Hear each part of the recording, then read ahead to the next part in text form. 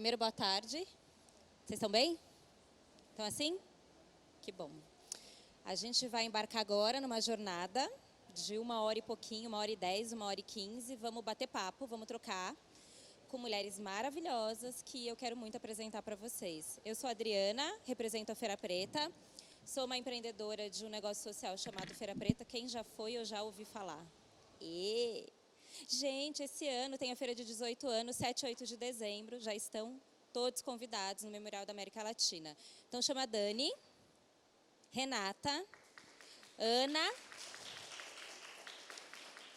e Catarina. Deixa eu pegar aqui esse meu caderno.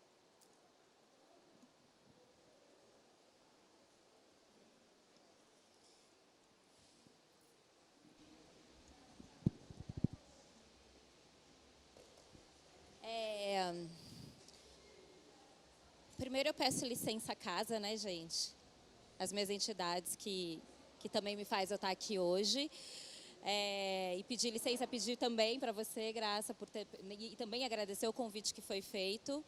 Quando a gente começou a conversar sobre esse painel, a gente falava muito sobre como é que a gente pode ressignificar e falar de potências e olhar para esse tema passado, presente e futuro. Esse ano a feira completa 18 anos e o tema da feira esse ano é passado, presente e futuro, pensando quais são as histórias que traz a gente até aqui hoje, o que a gente tem hoje de presente e como eu atuo especificamente com um negócio social voltado para a cultura negra, eu tenho um olhar específico para a juventude negra e o futuro ligado às estratégias, né? Para além da gente resistir, como é que a gente transcende a resistência. E o convite feito a essas mulheres é para que elas contem um pouco, não só na perspectiva delas serem potências, mas contar um pouco da visão de mundo delas em relação a esse tema. Então, essa primeira rodada agora vai ser para elas se apresentarem, contar quem elas são. E depois a gente vai numa sequência aqui de perguntas que eu vou fazer e depois a gente vai interagir com vocês também, tá? Por favor, se apresente. Começa com você, Dani. Boa tarde a todas, a todos e a todes. Eu gostaria de agradecer a essa casa e também a Adriana da Feira por ter dado essa oportunidade para a gente dialogar e se comunicar, que é sempre tão bom, e principalmente se encontrar, né? Que é sempre um motivo de encontro. Eu sou Daniele Almeida, eu sou cientista da educação, minha especialidade é em pensar as relações raciais na América Latina e nos processos descolonizatórios ou descolonizadores, né, desse nosso continente na área das ciências humanas e principalmente na área das artes, né? Como descolonizar os saberes, como descolonizar as crenças, como descolonizar a moda, como descolonizar as práticas, né? Então, isso. Ana. Boa tarde a todos e todas presentes. É uma honra, agradeço o convite. Eu sou Ana Carolina Martins, sou diretora da Visionária Lab, um laboratório de conteúdo e conhecimento que trata esses conteúdos pensando como a gente cria conteúdo a partir da diversidade, tendo a diversidade como DNA. Sou diretora do filme documentário Visionários da Quebrada e vou estar trazendo um pouco dessa minha perspectiva de como é ser uma mulher negra periférica, vinda do Capão Redondo, e como eu encontrei nessa trajetória possibilidades de fazer o que eu faço e de ser quem eu sou. Boa tarde, meu nome é Renata Sbardellini, queria agradecer a Adriana, a Graça pelo convite. É maravilhoso, eu falei para as meninas que eu estou me sentindo muito honrada de dividir a mesa com ela. A gente não pode deixar de falar que assim, é raro a gente ter uma mesa com 4 mulheres negras incríveis, maravilhosas, e eu estar com elas aqui. Para mim, estou me sentindo muito honrada assim, de estar dividindo essa mesa numa perspectiva que não é usual para a gente. Eu trabalhei por cerca de 15 anos em grandes empresas, eu sou publicitária, eu trabalhei na Ambev e na Natura, e eu há 9 anos montei uma empresa que chama Suindara Radar e Rede, que é para trabalhar com desenvolvimento de causas e estabelecer pontes entre as empresas e a sociedade civil. E eu idealizei um projeto que, na verdade, é o que eu vou contar para vocês hoje, que é o MAPA. Que o MAPA ele nasceu justamente para pensar a perspectiva de valores femininos e valores masculinos, a fim de de construir uma nova narrativa para o século XXI. Então, é isso que a gente vai estar conversando com vocês hoje. Olá, boa tarde. Meu nome é Catarina. Eu sou fotógrafa e sócia no coletivo MOOC. O MOOC hoje se entende como uma empresa que apresenta soluções criativas através da percepção do jovem negro. Então, tivemos essa consciência que no começo trabalhávamos separado em 3 coletivos e cada um falando sobre a sua especialidade. No caso, eu fazia muito a questão de fotografia junto com as meninas, a Suiane e a Lídia. Eu vou apresentar também um pouco para vocês sobre o que é o MOOC.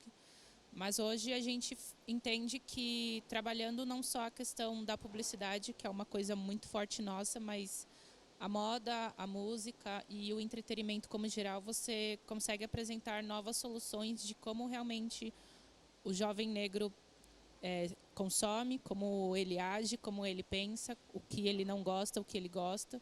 E a gente tem esse papel hoje de tentar traduzir esses pensamentos, esses novos gostos, esses novos ideais para o mundo. Então, fazemos isso hoje. Obrigada. A gente vai começar com a Dani, que vai contar um pouquinho da experiência dela e da perspectiva dela em relação à potência, como que ela traz esse olhar de potência, essa visão de mundo para o processo dela, não só de pesquisa, mas de atuação também. E trazer, fiz questão de poder convidar a Dani, porque assim, eu acho que o que tem faltado para a gente é conhecer a história. Para a gente poder ressignificar, a gente precisa saber de onde a gente vem. E aí eu queria que você falasse de onde a gente vem. Como é que a gente chega aqui hoje? Tipo assim, mas com o poder da síntese. Ou seja, milhares de anos de história da humanidade em 10 minutos. Bem, primeiro eu acho que eu gosto sempre de partir da provocação. E eu acho que a provocação é uma grande oportunidade de aprendizagem, porque a aprendizagem só se dá no conflito, né? Ela não se dá no conforto. Então, se provocar. E a minha provocação, que eu gostaria de dividir com vocês, é o que é potência, né? Potência gera potência. Mas o que é potência?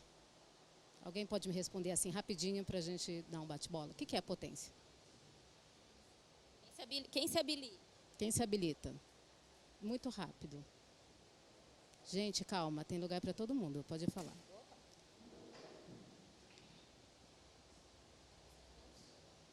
O que é potência? Ai, agora eu tô com vergonha de falar no microfone. Fala. Eu acredito que o potência seria capacidade. O poder fazer algo.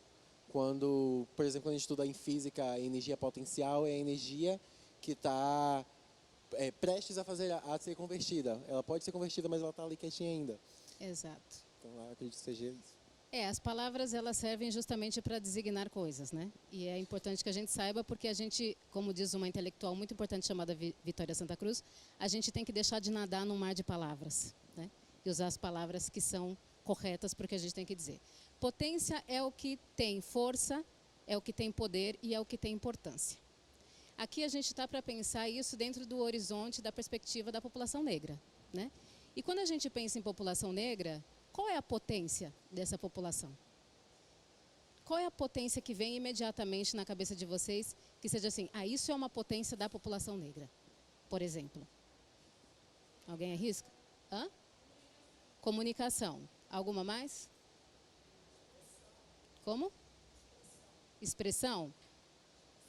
Que mais? A gente reconhece socialmente no Brasil o que são potências negras, geralmente, né? E além da comunicação e da expressão, eu vou adiantar, porque a gente tem pouco tempo, mas está muito ligado com as pessoas negras são potencialmente muito boas nos esportes. E elas são potencialmente muito boas na dança. E muito potencialmente também na música. Mas é só isso? Isso não é, de certa forma, uma louvação à potência negra, mas é uma estereotipação dessas potências. Porque o negro no Brasil, e eu diria na América Latina inteira, porque todos os países da América, deste continente, passaram por um processo de escravidão, de exploração, de violações, de estupros, e tendo a pessoa negra como um dos principais violentados dentro desse processo, né? Se a gente pensar também na comunidade negra. As pessoas negras, no caso, têm as suas trajetórias construídas dentro desse estereótipo, então o lugar que a pessoa negra no Brasil pode ocupar, num lugar de destaque, de sucesso, é na dança, é no esporte e é na música. Em qualquer esporte? No golfe? Não. Né? No, sei lá, nado sincronizado? Não. É no futebol e aqueles esportes mais populares. Mas me provoca pensar que o Brasil construiu essa ideia do que é uma potência negra, porque nesse país o negro não pode ser potente, né? Ele tem que ser excluído, ele tem que ser a força braçal menos paga da sociedade, a mais inferiorizada, a mais violentada e a mais assassinada todos os dias. E quando a gente fala de negro, não sei se todos vocês aqui sabem, não estamos falando de minoria. Não se trata de falar, é a minoria étnica no Brasil. Não é. Falar de potência negra no Brasil é falar de 54,9% da população. E essa 54,9% da população está representado aqui? Tá? Não está. Né? Então, eu acho que quando eu falo de descolonizar, é partir de pensar esses lugares também. Se não tem 54,9% de modelos negros neste evento, alguma coisa precisa ser feita porque está errada. Porque a população negra é a maior potência em questão de números nesse país. Então, a gente precisa repensar esses lugares. A potência que traz as pessoas africanas para o Brasil não tem nada a ver com futebol. Não tem nada a ver com moda e muito menos ainda tem a ver com música. Tem a ver com o que foi dito na mesa anterior, tecnologia. Tá? O africano veio para o Brasil desempenhar uma função específica. Se não fosse o africano e fosse simplesmente uma questão de mão de obra, seria qualquer povo do mundo. Poderia ser o chinês, poderia ser o vietnamita, podia ser o povo árabe, mas existia uma razão para o início do tráfico negreiro e existia uma razão para que esse grupo deste continente viesse para o Brasil. E quem pensa que é pela cor, quem pensa que é porque era menos inteligente, quem pensa que é porque era mais forte, os negros vieram para o Brasil porque eram mais fortes. Eu aposto as minhas duas mãos que todo mundo já ouviu isso. Todo mundo, porque nós estamos no Brasil. E a educação hegemônica no Brasil e racista, ela é para todos e para qualquer um. Se você está num sistema educativo mais privilegiado, você pode sair dessa narrativa e procurar outras, porque você tem acesso à informação. Se você está na escola pública, você vai nascer, crescer e morrer com essa narrativa. Se não tiver a sorte que eu tive, por exemplo. Né? É importante, outra vez, dizer que o Brasil é um dos países mais racistas do mundo, é um país que promove um genocídio da comunidade negra cotidiana e a cada minuto, e quem morre é o jovem negro, e se fosse assim, simplesmente os jovens morrem. Não, são os jovens negros que morrem. Né? É um país que consegue, em 2019, ter um caso de um jovem de 17 anos chicoteado numa cidade do tamanho da cidade de São Paulo. Chicotear, eu nem sei como que usa esse verbo, que deveria ser esquecido, é uma prática escravista, que a escravidão, entre aspas, foi abolida em 1888. Nós estamos 130 anos depois promovendo as mesmas práticas. E ainda que não seja chicotear alguém, quanto do nosso privilégio não tira a oportunidade de pessoas sentarem nesse lugar aqui hoje. Porque rapidinho para terminar, para eu estar sentada aqui, mulheres e homens negros morreram para que eu pudesse estar aqui. Não é uma questão do que eu acho, do que eu acho bonito. É uma questão do que a história tem ensinado. A potência negra para a construção desse país foi toda a tecnologia que a gente conhece. Mineração, metalurgia, agricultura e domesticação de animais. Sem o conhecimento ancestral africano, a gente não acende uma luz aqui. E por que a gente não sabe isso? Essa é a pergunta que eu vou deixar. Obrigada. Era isso que eu ia te falar mesmo, do ponto de vista das tecnologias. Fala, sei lá, mais um minutinho do que foi trazido para o Brasil. O que faz o Brasil ser hoje essa potência que é, por mais complexidades que a gente tenha, o que foi aportado nesse país do ponto de vista de sistemas muito bem refinados, de metodologias, de métodos e de tecnologias, e que a gente desconhece que que vem de um continente que era rico de potência, entendeu? Quando a gente fala de civilização, não dá para falar de tecnologia sem falar de civilização. Quando a gente fala de civilização, automaticamente a gente pensa naqueles países, 5 países da Europa, né? Alemanha, Inglaterra, França, Itália e às vezes entra Portugal aí nessa história. Mas o processo civilizacional no mundo não começou no continente europeu, ele começou no continente africano, em uma região do mundo chamada Egito, tá? Muita gente não sabe, não aceita e não quer que o Egito fique na África, mas ele fica e é um dado da realidade. O Egito é na África e não dá para discutir, tá?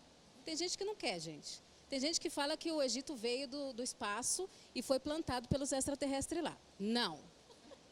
Tá?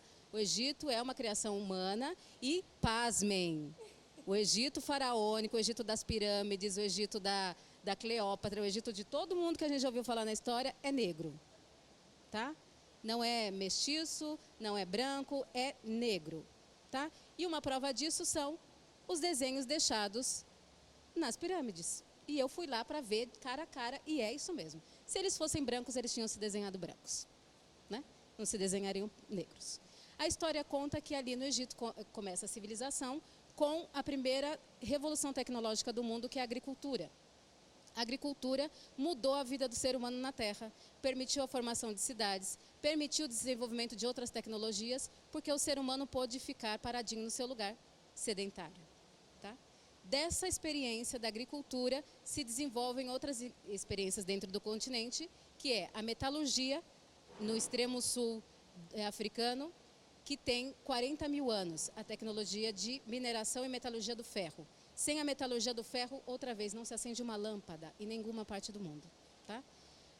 Isso a gente está falando de 18 mil anos. A mina de ferro mais antiga do mundo tem 40 mil anos na África. A domesticação de animais tem aproximadamente 15 mil anos. E aconteceu um pouco mais ao sul do Egito, ao sul da Etiópia. E a mineração do ouro, que é uma expertise do ocidente africano, que tem uma história milenária com o fato de fazer a metalurgia, encontrar os veios de ouro através do conhecimento extremamente desenvolvido sobre as plantas. Os africanos conseguiam reconhecer um veio de ouro olhando as plantas da região. Inclusive, a prática africana de mineração do ouro não é poluente.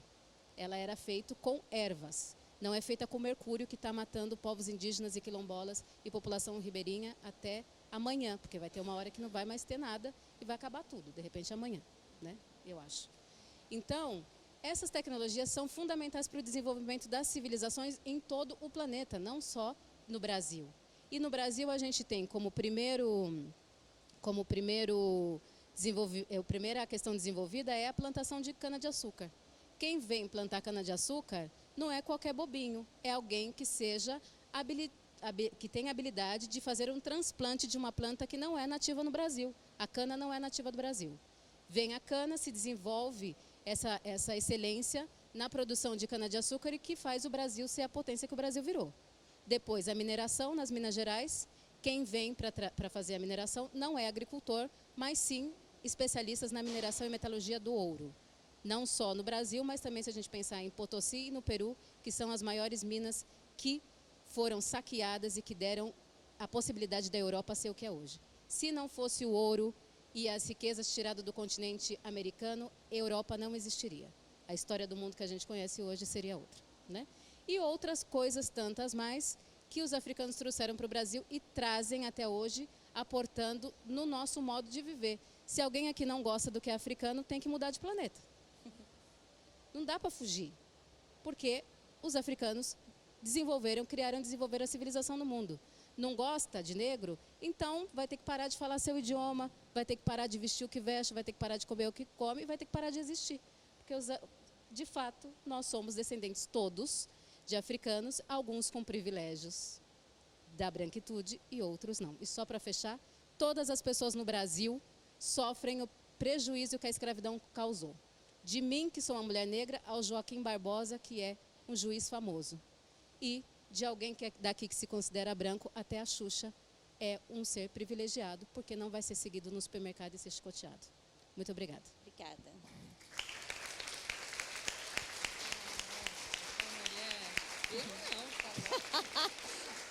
Vai sim, Ana. Conta, Ana. Gente, olha, que responsabilidade. Falar depois da Daniele não dá. Eu sou muito fã do trabalho da Daniele. Eu acho que todo mundo precisa conhecer as pesquisas, o que ela traz, as perspectivas, para que a gente possa começar a falar a partir de um conhecimento mais profundo, né? Acho que a gente está num momento onde a comunicação ela passa por uma complexidade, porque a gente vem falando de coisas que são muito importantes e que estão cada vez mais superficiais, né? É como se o mundo precisasse caber num tweet. E isso é muito poderoso enquanto poder de síntese, de trazer imagens cada vez mais complexas, como um sticker ali que diz tudo, e é maravilhoso. Mas, ao mesmo tempo, eu acho que um povo que não conhece a sua história não tem capacidade de síntese, tem capacidade de superficializar, tem capacidade de reduzir e não de síntese. Então, acho que é muito importante a gente conhecer o trabalho da Daniele Almeida. Eu respeito muito a pesquisa dela e acho que ter esse aulão aí de começo já dá caminhos para que nós possamos continuar nessa mesa. Conte, meu bem, do seu trabalho. O que você descobriu enquanto potência? Como é que você se descobre potência, entendeu? Vamos lá. Bom, acredito que a maioria de nós, né, mulheres, negras, negros, periféricos, a gente acaba descobrindo a nossa potência a partir da falta dela, né? A partir da não percepção de potência em si, a partir de um esvaziamento do seu propósito, a partir de um lugar onde você se vê fazendo aquilo que você não acredita ou realizando algo porque você ainda está ali subjugado em situações cotidianas. E eu, como uma jovem nascida e criada no Capão Redondo, sou fruto do trabalho de organizações sociais, né? Fui aluna de uma organização social dos 7 aos 15 anos e tive muitas oportunidades que a maioria dos meus não tiveram. De ter acesso a uma educação básica de qualidade, a ter acesso a alguns direitos, né? De saúde, eu acho que não é privilégio, é direito. E nesse processo, eu fui uma jovem que foi criada para sair do Capão Redondo, para ser estimulada a estudar, a fazer faculdade, a buscar um lugar melhor. E esse lugar melhor não era na periferia, não era no Capão Redondo, não era ali com os meus, vivendo em Quilombo, podendo estar, de alguma forma, assimilando a minha própria cultura. E nesse processo, com 7 anos de idade, eu entendi que eu precisava ter 2 coisas essenciais para sobreviver. Uma era cooperar, né? Porque se eu não cooperasse, as chances de eu sobreviver eram muito pequenas. E a outra era que eu precisava ter estratégias. Né? Estratégias, com 7 anos. Com 7 anos. Eu saquei que eu tinha que ter estratégias, mas a gente não elabora, né? A gente vive muito mais do que a gente entende a vida. E eu acho que poder pensar sobre a vida é um grande privilégio. Poder pensar sobre propósito, pensar sobre potência. E eu acho que eu só pude desenvolver isso quando eu cheguei aos meus 27 anos, que eu estava trabalhando, ganhava R$3.000, que era muito mais do que minha mãe ganhou a vida inteira dela. Assim, dava um salário meu, dava 3 salários da minha mãe. E aí eu podia entrar em depressão. E eu acho que esse foi o grande momento em que eu pude descobrir a minha potência. Com 27 anos, eu falei, cara, nada disso faz sentido. Eu estava trabalhando numa grande empresa, como coordenadora de qualquer coisa, sem nenhuma voz, sem nenhuma substância naquilo que eu estava realizando. Apesar de ser uma ótima e excelente mão de obra, me davam ali um cargo para que eu pudesse dizer, você é coordenadora, mas você não tem equipe, você coordena o quê? Né? Eu sempre me pergunto isso. São umas falsas lideranças aí que rolam no RH. Mas, nesse processo, eu acredito que o que me potencializou foi o encontro com os meus. Né? E foi no momento em que essa perda de sentido, esse esvaziamento de propósito, ele me deu um momento de, cara, eu preciso desligar, esse corpo precisa entrar em estado de reflexão. E nesse processo, eu falei, cara, eu não tenho como ter um ano sabático. Ano sabático, acorda, pra mim é um luxo, gente. Eu quero um dia ter um sabático, gente, meu sonho é ter um ano sabático também. Mas é que eu fiz. Vou fazer um ano sabático trabalhando, né? O que é um ano sabático trabalhando? Eu vou, pelo menos, trabalhar com o que eu gosto. Eu vou tentar trabalhar com aquilo que eu gosto. Tinha um dinheirinho guardado que eu, pelo menos, consegui, nesse processo, guardar um dinheiro. Eu falei, bom, eu tenho 3 meses de ano sabático, que é eu tentando procurar empregos freelancer, né, para poder, já era alguma coisa, sair do CLT para você poder fazer esse movimento de empreender a partir de si é um grande desafio quando você não tem garantia nenhuma e se você não tiver grana, você não paga teu aluguel. Não tenho que chorar e ainda tenho que ajudar minha mãe. Então, assim, esquece. Eu falei, mãe, 3 meses sem aquele dízimo não vai rolar. E aí foi o meu ano sabático de 3 meses. Nesse processo, eu falei, eu estava muito possuída assim, por uma indignação.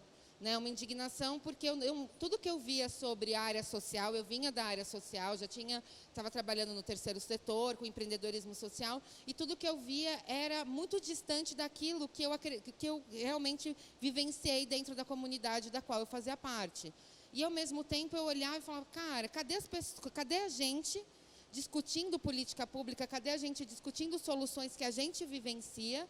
E nesse processo eu fui buscar quem eram as pessoas que estavam criando soluções e tecnologias sociais para resolver os problemas que a gente hoje considera problemas, que são os problemas mais urgentes. E a maioria dessas pessoas não se pareciam comigo. Então a gente tem uma questão muito complexa que é a questão da narrativa, qual é a história que é contada, quem conta a história do mundo, e uma outra questão é quem são as biografias que a gente lê. Né, porque eu sempre gostei muito de biografia, sempre li biografia do Steve Jobs, do Martin Luther King, mas são pessoas muito distantes. E aí, nesse processo, nesse lugar, eu falei, bom, eu vou procurar saber a minha própria história a partir das narrativas do meu próprio território, que é o território da periferia de São Paulo. E eu encontrei nesse caminho Visionários da Quebrada, que é esse documentário, que me trouxe a grande potência, que foi... Tem um filósofo, para encerrar minha fala, tem um filósofo que chama Spinoza, que é um filósofo que eu gosto muito, particularmente, e que ele faz um trabalho muito próximo ao pensamento de Fanon, e ele vai falar o seguinte, que todo ser é potência, e a potência está na relação, no encontro. E eu acredito que é isso, foi no encontro com os meus, no encontro com as pessoas que estavam enxergando possibilidades, que tinham trajetórias como a minha, que não tinham estudado em Harvard, mas tinham estudado na Unip. E que, a partir dali, quais eram as brechas que eu encontrava nesse sistema para poder colocar uma narrativa minha, para que eu pudesse criar ideias, para que eu pudesse ter possibilidades de existir, não numa perspectiva de subjugamento, mas numa perspectiva de proponente, né, de poder assinar os nossos projetos, de ter autoria. E eu acho que foi nesse caminho, nessa potência, que foi a potência do encontro, a potência da memória de passado para construir memória de futuro, que eu consegui realizar o que eu realizei, que depois a gente pode conversar um pouco mais. Você quer mostrar alguma coisa agora? Do que você... Vamos lá. Acho que é legal a gente ver.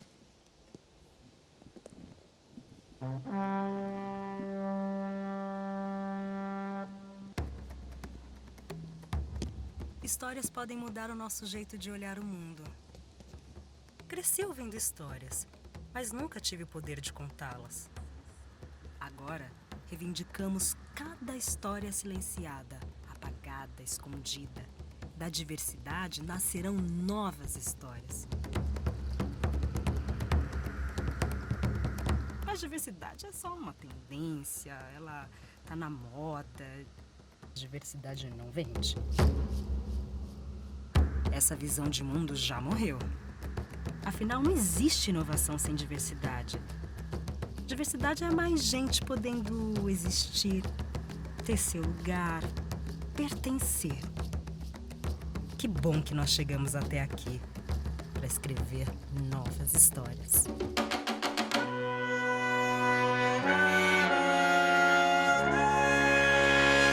Mil nações moldaram minha cara, minha voz uso pra dizer o que se cala. O meu país é meu lugar de fala.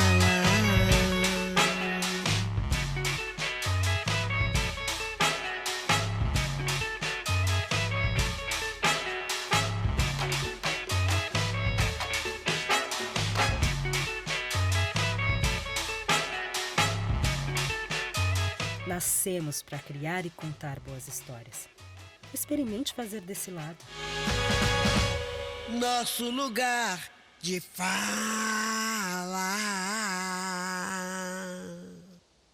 Tá, meu bem.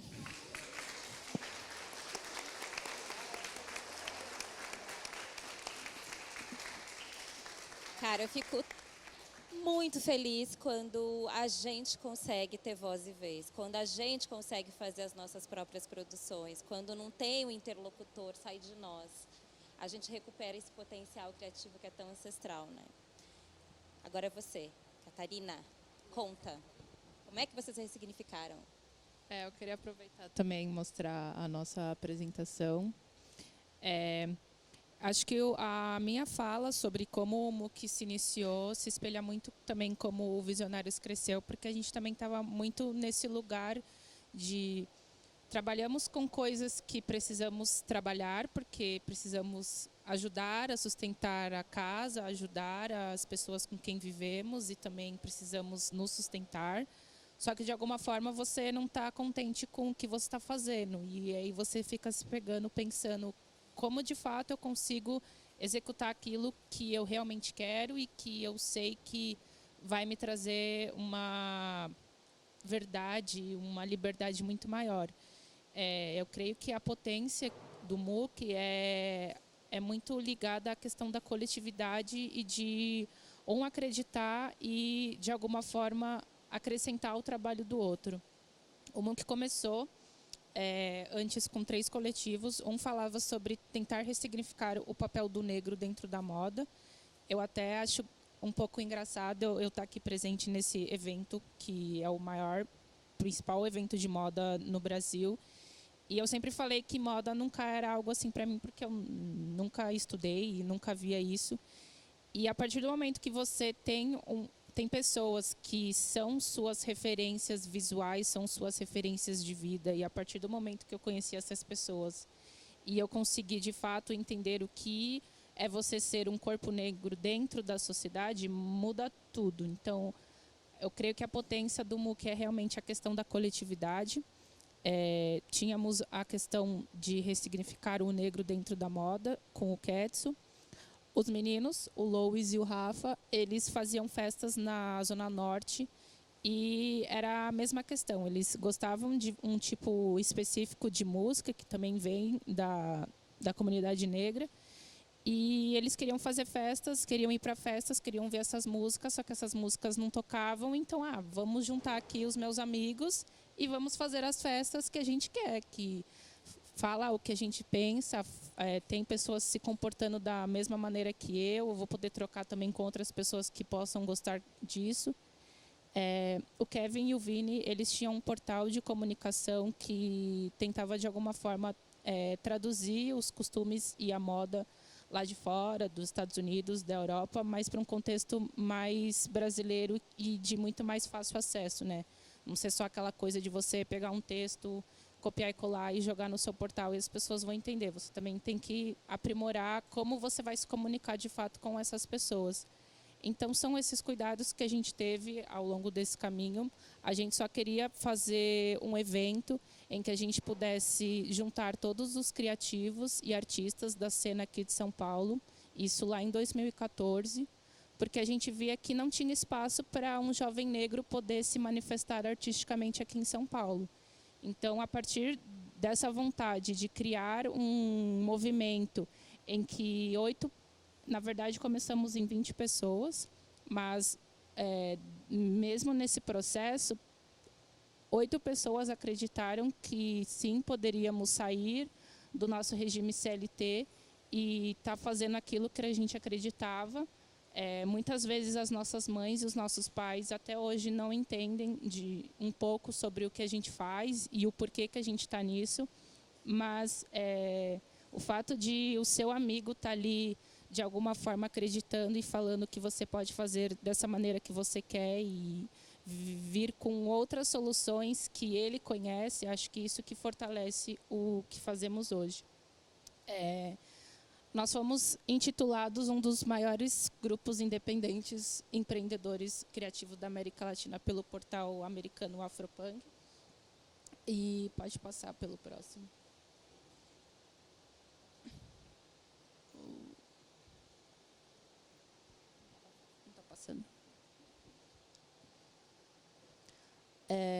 Aqui é um pouco sobre como a gente conseguiu ter esses clientes trabalhando com a gente.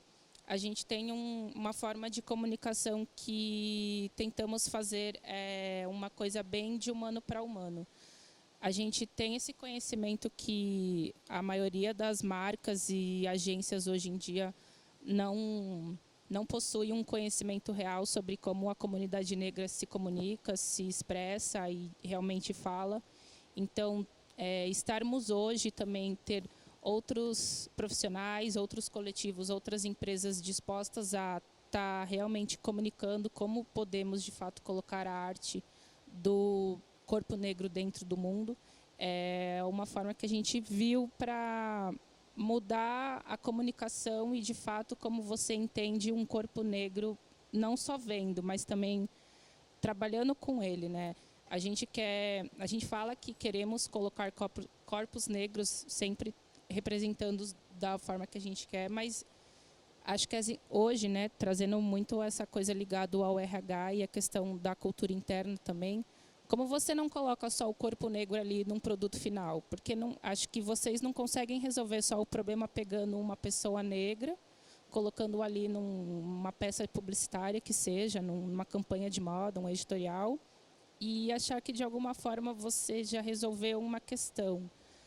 Eu acho que são vários processos bem atrás, antes mesmo de chegar nesse produto final, que as marcas e as agências e as pessoas que trabalham nesse meio corporativo que vivemos, de fato, têm que entender. Hoje, a gente entende que a cultura interna é um papel principal para a gente estar, de alguma forma, conseguindo colocar na mesa essas soluções, né? Como você, de fato, colocam pessoas que são tratadas como minoria, seja uma pessoa negra, seja uma pessoa gay ou lésbica ou transexual, ou uma pessoa plus size. Como você, de fato, colocam essas pessoas para trabalhar e faz com que ela esteja, de fato, num ambiente que não vá trazer problemas para ela, sejam problemas psíquicos, problemas psicológicos, problemas de saúde mesmo, porque com essas questões de diversidade que vemos que estamos muito falando hoje em dia, as pessoas, de fato, esquecem que vocês estão lidando com pessoas. A moda é sobre pessoas. Então, como, de fato, você consegue tratar esse corpo, né, essa pessoa, de uma forma correta e que ela não vai ser abusada em todos os sentidos, né? Então, essa questão do RH e da cultura interna é uma questão muito importante em todos os processos que a gente faz. Vou passar aqui, eu aponto para onde?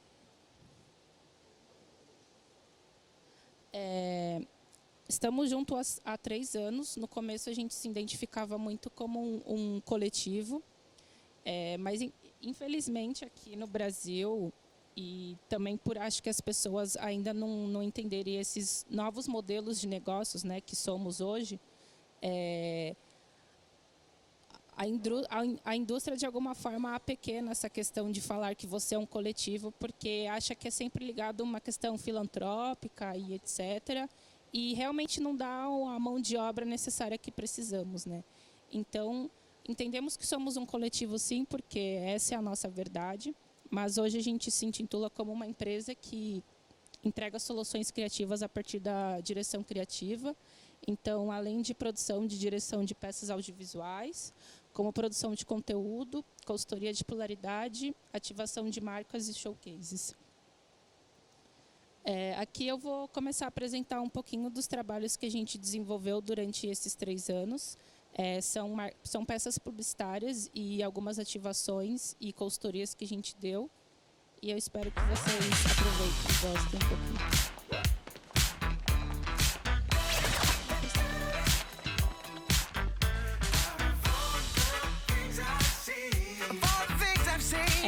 Esse é um projeto que a gente fez junto com a Nature Geographic e a Intel.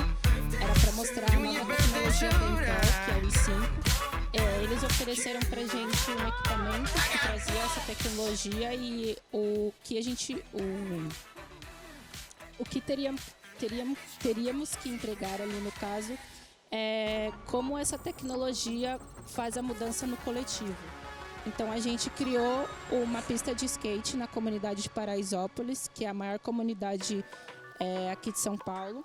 A gente pegou uma pista de skate que estava totalmente desativada e inutilizada para criar um novo polo de esportes, de entretenimento ali para a comunidade de Paraisópolis. E eles fizeram esse material que é o Hack the City. Nós do MOOC e mais 4 outros artistas fizemos esse projeto. Teve a Raquel fazendo a fotografia sobre imigrantes e outros profissionais que fizeram trabalhos para você, de alguma forma, transformar algum ponto inutilizado da cidade para que ele, de fato, voltasse a ser utilizado e aproveitado pela comunidade ali. A gente também tenta trazer um significado novo do que seria. Acho que você pode passar para o próximo. Consome dentro de tudo isso.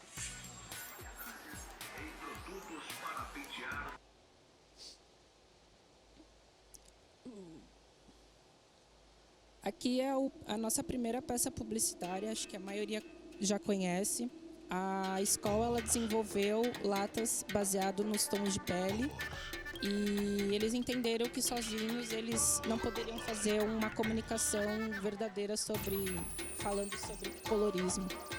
E eles nos convidaram para estar fazendo a consultoria criativa dessa peça e também a direção dessa peça publicitária que a gente quis colocar. É uma coisa que é bom pontuar. Nos trabalhos do MOOC, nós não utilizamos agências de modelos, porque a gente entende que a gente quer colocar pessoas verdadeiras, pessoas que são normais para mim, normais para as pessoas que estão ali. Então, sei lá, uma pessoa que estava na fila do mercado, são pessoas que são amigas nossas no Facebook. Então, o casting do MOOC é sempre baseado em realidades. Pode passar.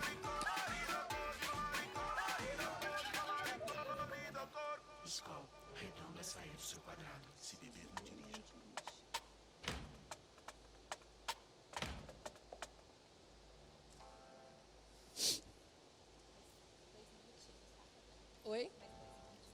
Tá. Eu acho que eu não vou conseguir passar tudo, mas esse foi um trabalho que a gente desenvolveu junto com a marca Converse. Eles nos deram toda a campanha de carnaval do ano passado. Então foi uma oportunidade que a gente também teve de experimentar novos formatos de comunicação, porque isso também ficou responsável por nós. Então toda a campanha, toda a direção e criação do conceito da campanha de carnaval foi feita com nós e foi um prazer assim muito grande a Converse ter realmente acreditado que a gente conseguiria de fato entregar essa campanha inteira, porque era algo assim pra gente bem primeiro, sabe? Você receber assim logo de cara uma campanha de uma marca que a gente ainda estava assim caminhando de se conhecer, de fazer alguns trabalhos esporádicos e tentar de alguma forma colocar a sua identidade visual ali para todo mundo estar de alguma forma querendo transformar a comunicação da marca. Então foi esse ponto também que a gente trouxe, porque depois, né, que saiu essa campanha, foi compartilhado com a gente que foi uma das campanhas que mais teve visualização orgânica deles no Facebook. Então, realmente foi algo muito legal assim pra gente, porque podemos de alguma forma mudar o foco para outra comunidade, outros tipos de clientes que poderiam consumir ali a marca. E para eles também, né, bicha? Exato. A gente vai Pode agora. parar. Não, depois a gente continua conversando. Vamos agora passar para Renata. Se você quiser voltar. Queria agradecer. Não, eu ia falar para você contar um pouco da sua experiência em relação ao mapa, isso. Eu queria agradecer a fala da Dani, da Ana e da Catarina, porque já me ajudaram muito a construir a minha própria fala. Quando a Adriana falou que o tema da mesa era potência gera potência, eu fui entender mais profundamente o que é a questão da potência, né? E aí acho que a Dani já trouxe um significado da palavra que vem do latim, que traz essa dimensão de força, né? E aí a Ana falou da questão do Spinoza também, que é quando a gente consegue encontrar o nosso grupo, a gente se reconhece, e aí a gente se conecta e vem também uma energia primária. O mapa, na verdade, eu tenho, se a gente pensa em Brasil e se a gente pensa em mundo, fica bem óbvio que eu sou uma mulher que cresci num ambiente de muito privilégio. Né, por ser branca, por ter sempre estudado em escolas particulares, por ter tido uma série de oportunidades na minha vida. Mas eu sempre, e eu acho que eu tive uma sorte que eu não posso deixar de falar, que eu sou mãe de filósofa. Então a minha mãe, ela sempre me ensinou a pensar. Ela é uma mulher muito crítica e ela instituiu isso em mim desde pequenininha. E aí, mesmo reconhecendo e tendo uma série de oportunidades na minha vida e até optando por sair do mundo corporativo para montar a minha empresa, eu sempre tive uma inquietação muito grande. Era um sentimento muito profundo de me questionar sempre que eu não conseguiria, de fato, ser feliz ou ter um lugar de conforto na minha vida vendo o mundo do jeito que está. E as relações do jeito que está. E aí eu sempre tive uma conversa interior de poder entender qual é o meu lugar de potência para estar a serviço de algum tipo de transformação, seja para a minha própria vida, seja para os meus pares, ou seja para o lugar de alcance com o qual eu puder atuar com a minha verdade. Então, acho que eu sempre fui uma buscadora do entendimento de qual é a minha verdade, o que é a minha essência. E isso, para mim, tem a ver com a gente entender o nosso lugar de potência. Porque eu acredito que o nosso lugar de potência tem a ver com o que a gente é de verdade. É desse lugar que surge uma força que é quase visceral. E aí, nosso amigo da física, que é essa energia que é capaz de movimentar o outro ou até uma coletividade. E o mapa, ele nasce muito desse contexto. Eu tinha um questionamento que partiu da questão dos valores femininos e masculinos. Eu olhava para o mundo que a gente vive e achava que todas as narrativas e todas as histórias que a gente estava acostumada a viver e a contar sobre valores femininos e valores masculinos ainda eram histórias muito encaixotadas, que predeterminava um modo da gente pensar e de operar no mundo. E aí eu parti de 3 perguntas. O que são valores masculinos e femininos hoje? Qual é a nossa relação entre como os valores masculinos e femininos operam nas nossas relações e na nossa relação com o meio ambiente, com o trabalho, enfim, como a gente lida com isso. E aí eu entrei num ambiente super desconhecido, a gente trouxe uma metodologia, que era uma metodologia de inovação social, que chama Teoria U, e a gente mapeou 40 lideranças, e eu acho que esse é o ponto central do projeto. A gente mapeou 40 lideranças para criar um ecossistema o mais diverso possível. E o que essas 40 lideranças tinham que mapear? E por isso o projeto Mapa. A gente teria que co-construir e mapear qual é essa narrativa sobre valores masculinos e valores femininos que apontam o futuro do século XXI. Porque todas as narrativas que estão postas hoje não respondiam à minha inquietação existencial. Então, foi aí que eu convidei a Adriana, foi aí que eu convidei a Dani, que são 2 pessoas que estão aqui, o Ariel Nobre, que é um homem trans, que está aqui também. E a gente fez uma curadoria de mulheres, desde vice-presidentes de empresas, ONU Mulheres, a Bárbara Terra, que é uma super liderança do Grajaú, que está aqui também. Então, empreendedores sociais, empreendedores culturais, renovação política, indígenas, e como a gente consegue reunir esse mesmo grupo, esse grupo num mesmo espaço para dialogar de um mesmo lugar.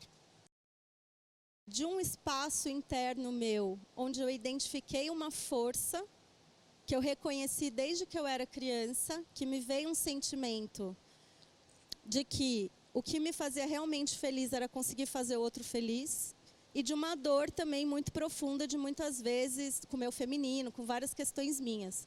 Então, acho que uma questão de potência muito grande que vem é a gente conseguir lidar com o nosso próprio campo de vulnerabilidade sem se vitimizar, mas a gente ter força, que aqui são experiências incríveis que a gente viu, a gente ter força para atravessar o campo de vulnerabilidade, abrir um espaço de confiança e entender que a nossa potência pode se conectar com muitas outras potências a serviço de algo muito maior. E quando a Ana fala do Spinoza também, que ela começou a reconhecer que a potência dela foi quando ela achou os dela, quando eu me abri de verdade para esse espaço do mapa, e eu tive uma abertura real e curiosa e genuína de aprender com uma mulher negra, com um homem indígena, com um homem trans, e eu senti uma abertura do lado deles de querer ouvir a minha história e também querer aprender comigo, eu nunca tinha vivido um espaço de potência tão grande. Então, assim, a gente está, nesse momento, construindo essa nova narrativa que vai ser lançada em dezembro, no SESC. Mas o que eu queria dividir hoje aqui com vocês é que, assim, a partir da minha experiência de que eu pude viver com esse grupo, o que o futuro aponta, e aí eu vou falar do Ailton Krenak, que é um indígena, que eu liguei para ele para falar do mapa, o que ele me disse, mas o que o futuro aponta é que a potência que existe em nós e nesses coletivos para a gente poder trazer as soluções que a gente precisa trazer, está essencialmente na abertura e na nossa capacidade de conviver de forma aberta, mente e coração, e essa faísca de propósito com o diferente. E tem um ponto específico que ficou muito claro, em que a diferença é criativa, que a diferença nos faz crescer, mas tem um ponto que ficou muito claro, que é o nosso lugar de humanidade. Então, assim, existe um ponto que é muito profundo entre todos nós, que é essa potência comum para a gente poder transformar o que a gente precisa transformar, que é o nosso lugar de humanidade. Então, isso não distingue nada de ninguém. Então, as fronteiras entre o que a gente chama hoje de diferentes, e que são de fato, elas estão cada vez mais tênues. E aí eu só queria terminar, que eu não sei como está o tempo, um minutinho. Quando eu liguei para o Ailton Krenak, que é uma grande liderança indígena, para convidar para ele vir para o mapa, ele falou para mim assim: Renata, eu vou estar essa semana no Tocantins, com vários outros indígenas, que a gente está justamente pensando em quais são os valores humanos que a gente vai ter que desenvolver em nós, Homo sapiens, para poder conviver com o futuro que está a um passo da nossa vista, que é o quê? É a falta. É a falta de água, é a falta de alimento para todos, é a falta de espaço. A gente vai ter que se reinventar. Parece que a gente está no século passado, né? Porque a gente está discutindo, sei lá em que vida a gente está. Porque a gente está discutindo questões de racismo, enquanto daqui a pouco a gente está entendendo e aprendendo com os indígenas que a gente vai ter que se reinventar enquanto humano para poder lidar com o futuro que está logo ali. Então, a gente está nesse processo, eu estou super desconstruída de ter vivido todo esse processo. E acho que é isso que eu queria dividir. Obrigada. Tá? Obrigada. A gente tem só mais 5 minutinhos, porque a Catarina precisa ir embora e a Dani também. E aí eu queria saber se vocês têm alguma pergunta para elas. Se vocês querem fazer uma reflexão, fazer uma pergunta. Credo, gente, fala com a gente.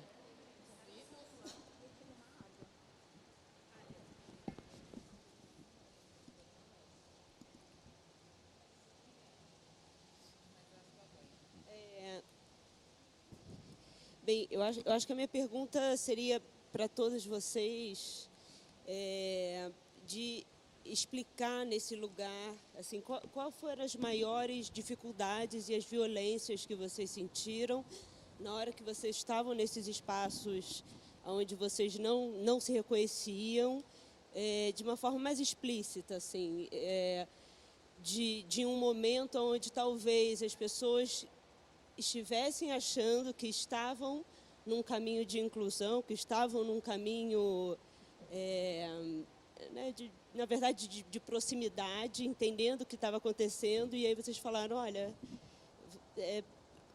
eu vou é um pouquinho mais complicado do que isso que você está fazendo. Né? Por exemplo, a Catarina estava falando que essa criar a imagem, né, você ter esse lugar de quem cria a imagem, não tem esse intermediário, é realmente muito importante. Mas você tem algum exemplo de momentos onde você estava trabalhando e que, por mais que a pessoa tivesse achando que ela estava num lugar de inclusão, você falava...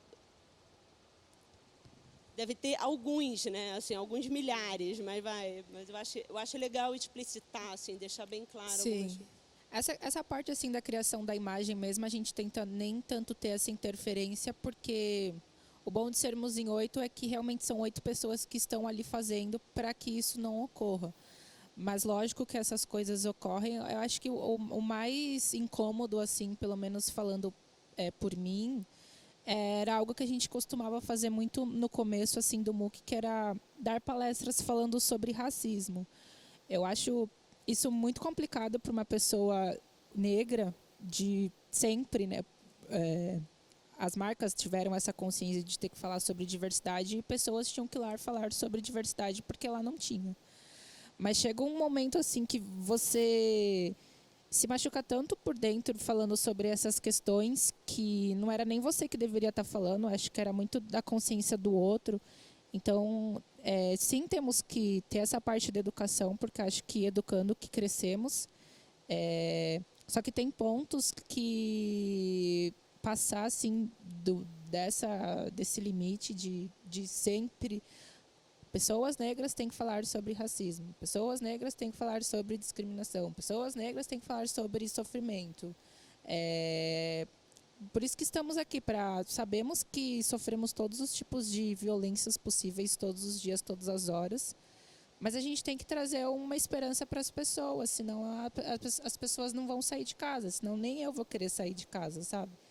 Então, é muito sobre esse ponto das soluções que nós queremos trazer. É sobre isso, a gente quer fazer uma campanha falando sobre uma Mitsubishi, sabe? Tipo, não teve nenhum diretor negro no Brasil aqui que fez isso. Então, como você vai pegar um núcleo só de jovens negros que vai falar sobre um produto que a maioria que consome são pessoas cis brancas? Então, são sobre esses pontos que...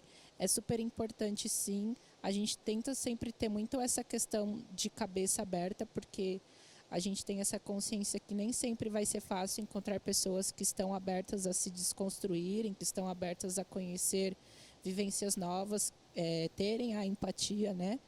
Então, é um exercício também para a gente de ter que se cuidar.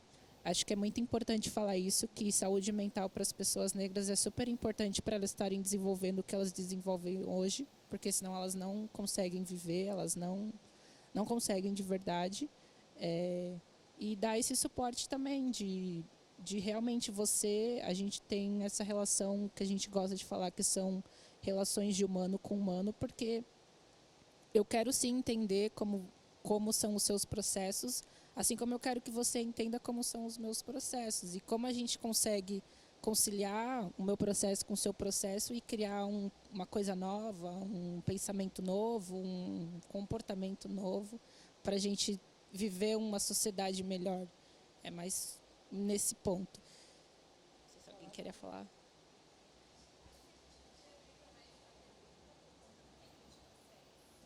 Responde essa ou espera a próxima? Acho que a Dani pode responder um pouquinho antes, né?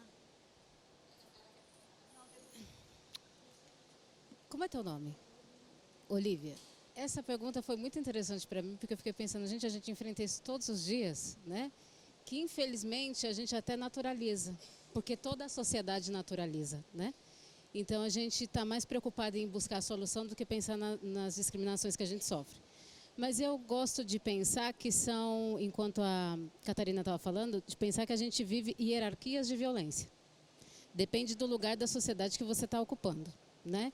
Então, quanto mais você ascende socialmente, você vai enfrentar outros obstáculos, né? Então, eu sou de uma família de mulheres empregadas domésticas, né? Essa era uma realidade e era. Eu não vou dizer graças a Deus porque é um trabalho muito digno, mas é também esse trabalho que dá a possibilidade de que as mulheres, principalmente mulheres brancas, se dependentizem, né? Então, se você é uma empregada doméstica dentro de uma casa, de uma família rica, você vai sofrer um nível de violência, né? Geralmente você vai ser desumanizada, você é tratada como se você fosse um animal. Acreditem que isso era uma narrativa do século XVII que perdura até hoje, né? Então, as pessoas que têm o trabalho doméstico, elas não são passíveis de inteligência, de criatividade, de nada. Ela simplesmente está ali dentro da lógica hegemônica, patriarcal, racista e tudo mais, que a gente sabe que está tudo junto, e capitalista, que todos eles andam juntos. Ela está ali para limpar o que você suja. Então, você vai sofrer um determinado nível de violência. Pessoas da nossa geração que, por conta de uma luta histórica do movimento negro brasileiro, por conta de uma mudança na conjuntura política, que infelizmente retrocedeu, tivemos acesso a universidades. Aí o grau de violência é diferente, porque eu vou poder disputar um lugar com todos os outros não negros, né? E aí você vira uma ameaça. Você pode estar ali de figurinista, você pode estar ali, aí uma pessoa negra lá, fazendo a figuração. Ah, nessa classe tem uma pessoa negra. Se você abrir a boca, aí você vai começar a ter problema. Se você abrir a boca de forma crítica, pior. Se determinado, a gente avança, se você vai para uma faculdade, se você vai para um mestrado, se você começa a disputar os jogos de poder, que nós estamos, praticamente todos aqui, né, na mesma situação, de sair de uma situação de muita vulnerabilidade, e hoje estamos disputando jogos de poder, não só no Brasil, mas no mundo, aí vão começar a querer te criar problema e eliminar você do jogo. E aí que o racismo, ele é, como eu digo, uma tecnologia, a melhor tecnologia e a mais funcional do mundo, porque ele nunca deixa de funcionar. Ele funciona e ele se recria. Não funcionou aqui, ele vai criar uma outra estratégia e ele vai querer te eliminar. O que nos salva é a coletividade. É segurar realmente, porque essa coisa de ninguém solta a mão de ninguém funciona pra gente. Porque se a gente não pegar a mão do que está do lado, a gente é eliminado do sistema. Isso é, se você está numa periferia, você vai ser assassinado literalmente. Se você está dentro de um congresso, você vai ser assassinado como a Marielle foi. Se você está em qualquer outra substância de poder, em outra hierarquia de poder, você simplesmente some. Os corpos mais mortos, os corpos mais desaparecidos e os corpos mais aniquilados da história são os corpos de pessoas negras e indígenas. Isso é um fato. Então, essa é a minha experiência. Oi. Oi. Nossa, como é estranho ouvir minha voz. Oi. Meu nome é Michele. Na verdade, eu acho que é uma pergunta para todas. Mas, a Dani, eu acho que você acabou respondendo um pouco agora nessa sua última fala. E a gente no Brasil, eu acho que principalmente as mulheres, a gente tem um problema de identidade muito grande, porque nós, historicamente, fomos vítimas de movimentos como o movimento eugenista, por exemplo, que incentivou a entrada de imigrantes no Brasil para acabar com a população negra e cada vez mais a gente ficar misturada. E a gente ser mestiço ao invés de ser identificado como um povo de maioria preta. Inclusive, isso, até hoje, reflete no fato da gente não identificar o negro como uma pessoa de minoria e não maioria. E aí, nesse contexto, vem as pessoas de relacionamentos interraciais. As pessoas que têm o pai negro, a mãe branca, ou etc. Ou, no meu caso, ao contrário, a mãe negra e o pai branco. E eu acho que nessa busca pela potência, que ela vem um pouco dificultada pela essa não identificação de que lugar você pertence, eu queria saber a opinião de vocês, inclusive do papel dessas mulheres interraciais e principalmente das mulheres que vêm dessas relações, mas que socialmente se passam até como brancas, porque a pele é mais clara e a gente tem um problema ainda de entender a questão do colorismo, etc. Então, assim, de que forma essas mulheres podem descobrir as suas potências e principalmente aquilo que ela tem de potência da sua ancestralidade. Eu acho que é isso. Espera aí que eu tinha anotado aqui. Não é isso. E como essas mulheres podem trabalhar para que essas oportunidades elas sejam mais iguais para todo mundo. Bom, como é para todas, eu vou responder primeiro, que eu vou pedir licença para vocês, que eu tenho que sair, que eu tenho um evento daqui a pouco. Mas, veja bem, né? O racismo, né? O racismo no Brasil, ele é tão potente, né? Se a gente está falando de potência, ele é tão potente que ele rouba a tua identidade. As pessoas aqui não nascem negras, elas têm que se construir negras, ou se aceitar negras, ou se reconhecer negras, né? Alguém branco já se pensou branco, gente? Fala de coração para mim. Você se pensa, acorda de manhã e fala assim, eu sou uma mulher branca. Eu duvido. Mas as mulheres negras precisam pensar sobre isso. Por exemplo, a minha identidade foi construída, ela não foi dada quando eu nasci, né? Nem meu pai sabia que eu era negra, nem minha mãe, ninguém sabia nada, porque eu sou também fruto de uma relação interracial e eu não me reconhecia em lugar nenhum e nada. Porque a televisão rouba você de você mesmo, o ensino, os livros escolares, a literatura, graças a Deus mudou, né? Graças aos orixás, a todo mundo, aos duendes, às fadas, aos seres mágicos, mudou um pouco a coisa, tem mudado por conta da nossa própria luta e da nossa reivindicação.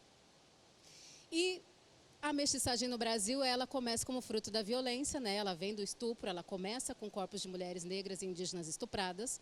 Então, essa salvação, essa louvação que fez a miscigenação nos primeiros anos do século XX, de e o mestiço, isso era uma grande furada, na verdade, porque a gente estava louvando uma grande violência e o mestiço se torna um ícone brasileiro para justamente apagar a figura do indígena e a figura das pessoas negras, né?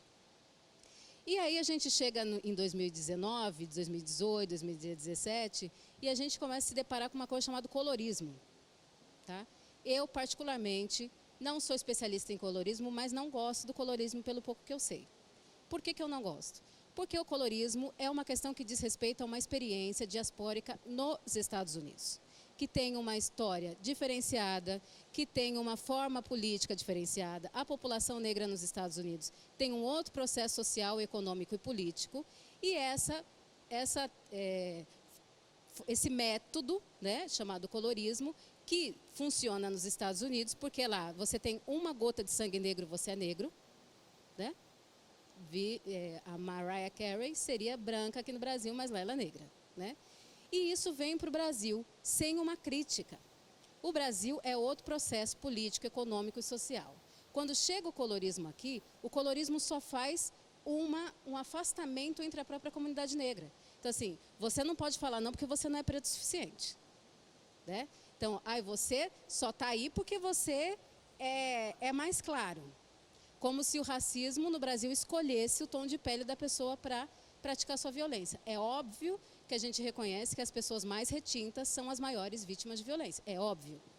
É óbvio. E que as pessoas mais claras têm uma passabilidade maior, mas isso não significa que ela tem um privilégio, né? Porque todo mundo sabe que no Brasil quem é negro, tá, gente? Não se iludam. Todo mundo sabe quem é negro.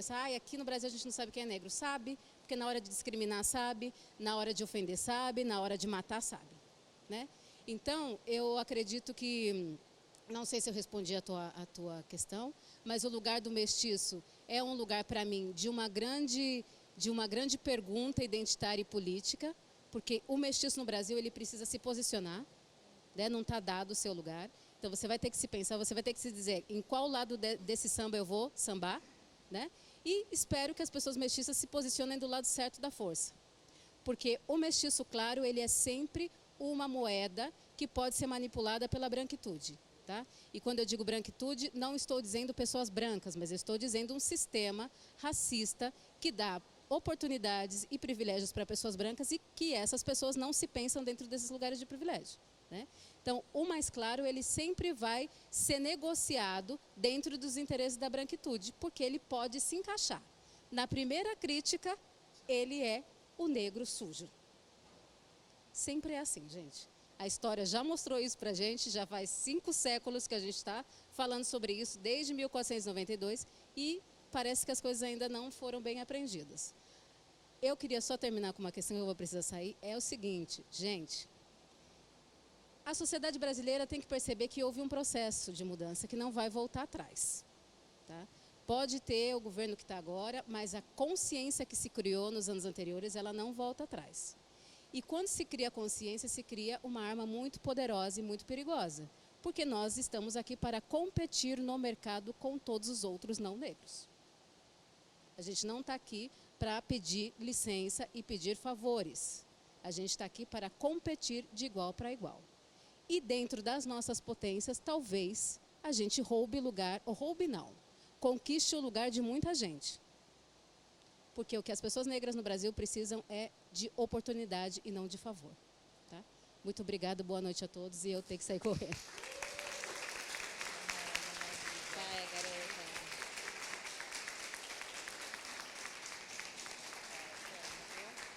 Sigam ela no Instagram, gente. Essa bicha canta também, ela não fala. Eu só vou pegar o gancho, ela está indo embora, mas é importante falar o que ela traz, porque assim, no ano que vem a gente tem censo, gente, censo do IBGE.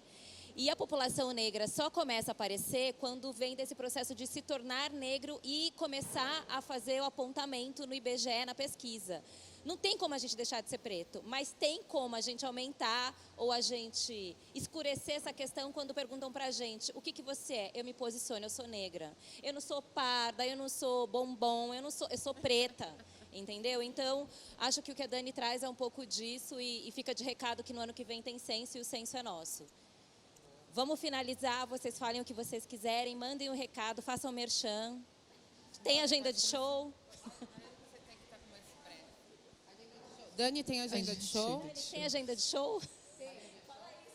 Dia 21 de novembro, eu canto no Sesc Paulista, que é o final de um evento chamado Diálogos do Feminismo Negro. Eu vou fazer uma costura de textos de mulheres negras na literatura do Brasil, Estados Unidos e América Latina, e vou costurar textos com músicas. Esses textos já foram apresentados durante 5 meses e agora é o final do evento. E ela está curando também o Encontro de Feminismo Negro da América Latina. Vem 9 mulheres? 12 mulheres de 9 países diferentes da América Latina para falar sobre o feminismo negro no Sesc 24 de maio. 19 e 20 de novembro, gente.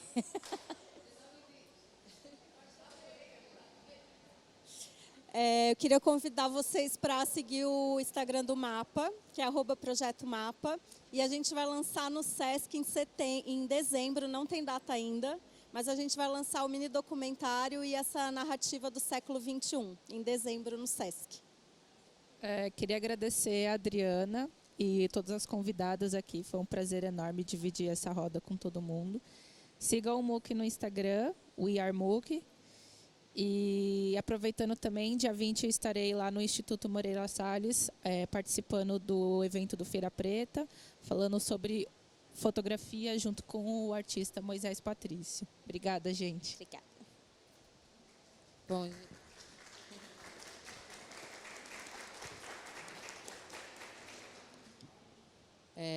gente, eu queria agradecer a minha equipe, as minhas sócias que trabalham comigo na Visionária Lab, Monique Ramos, que está aqui presente, Maria Clara Magalhães, Larissa. Eu sempre me pergunto assim, qual que é o real desafio das pessoas de trabalharem, encontrarem profissionais qualificados, profissionais que estão ali, que são mulheres, que são negras, que são trans. Gente, esses corpos estão presentes o tempo todo no nosso dia a dia. Não sei qual é a real dificuldade das empresas, do mercado, de se engajar e de encontrar, porque eu só encontro gente e fala foda, que não existe. Maravilhosa. Eu acho que é uma questão de dinheiro. Eu acho que a diversidade ela precisa ser tratada como uma questão econômica, né? Porque eu acho que as pessoas perdem muito dinheiro deixando de oferecer produtos e serviços. A Feira Preta, eu acho que sabe esses números melhor do que eu, mas eu acho que é chamar atenção para isso que a Dani falou, de que, de fato, a gente está aqui para fazer uma disputa de mercado e para trazer soluções, inovações, que a gente sabe que essa potência que a gente tem de estar vivendo esse Brasil real, esse Brasil profundo, esse Brasil de milhões, né? Porque eu acho que cada uma de nós aqui representa um Brasil de milhões. Eu acho que é uma oportunidade das marcas e das empresas poderem dialogar de uma nova forma a partir dessa pluralidade que é o Brasil. Então, acho que esse é o nosso convite. Sigam a Visionária Lab. Ela nasceu dia 5 de outubro, então a gente ainda está muito fresco e louco para tomar café e falar sobre o que a gente está criando. Tem vaquinha aberta ainda? Tem crowdfunding? Não. Não, tem manda jobs. Manda jobs. Gente, eu quero agradecer primeiro, Graça, pelo convite. Acho que é um namoro antigo, né? A vocês, mulheres maravilhosas.